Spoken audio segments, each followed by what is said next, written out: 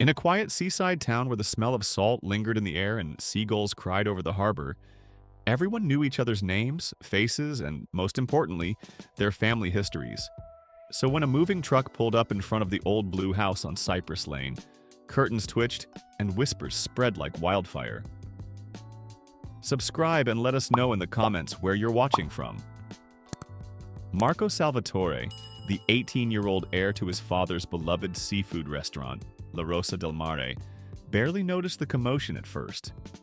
He was too busy hauling crates of fresh catch from the docks, his hands calloused from years of work. But fate had a way of shaking even the most predictable routines. Sofia Mbonge arrived on a Tuesday. She was tall with a dark skin that glowed under the sun, and wore her hair in thick braids adorned with small wooden beads that clicked softly when she walked. Her mother, a pianist with a quiet intensity, had been hired, then abruptly unhired by the town's prestigious music academy. "Your technique is flawless," the director had said, "but your repertoire, it's not what our audience expects."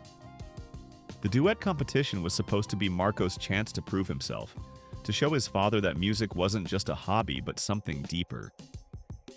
When Mrs. Ellis, the music teacher, paired him with Sofia, his stomach dropped. He'd heard the things people said about her.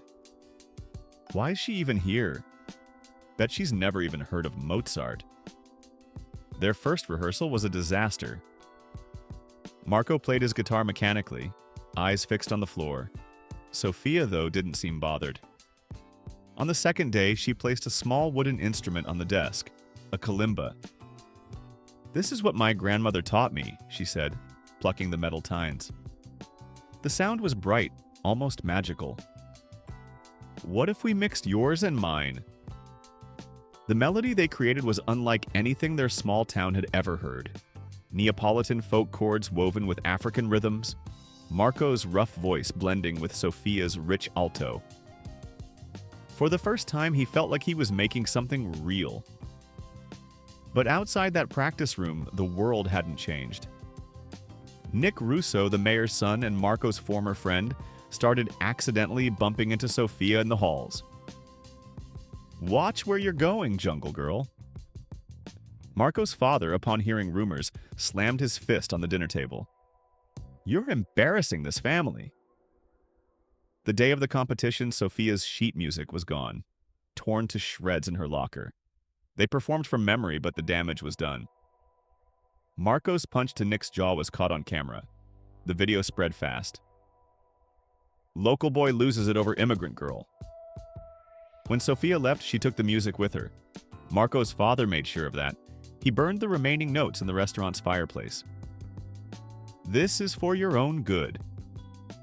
Now, standing in front of a new generation of kids, Marco held up the only surviving recording, a grainy video from someone's phone. The room fell silent as Sofia's voice, soft but unwavering, sang the words they'd written together. "We build our walls so high, we forget the sky."